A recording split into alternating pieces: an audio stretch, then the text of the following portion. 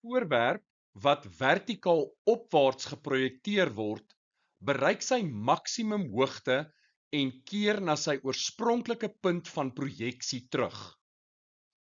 Indien die effekte van wrywing geïgnoreer word, is die rigting van die versnelling van die voorwerp tydens sy beweging A. Altyd vertikaal afwaarts.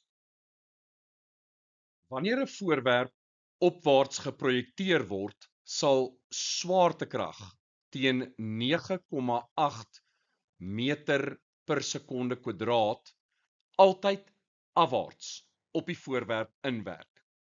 Op pad op neem die voorwerp se snelheid af, want swaartekrag werk teen die bewegingsrigting in.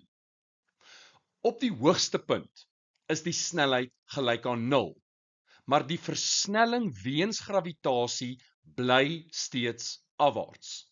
En dan, op pad af, versnel die voorwerp, want swaartekrag trek die voorwerp afwaarts. En hierdie versnelling, as gevolg van swaartekrag, bly die hele tyd konstant op 9,8 meter per sekonde kwadraat.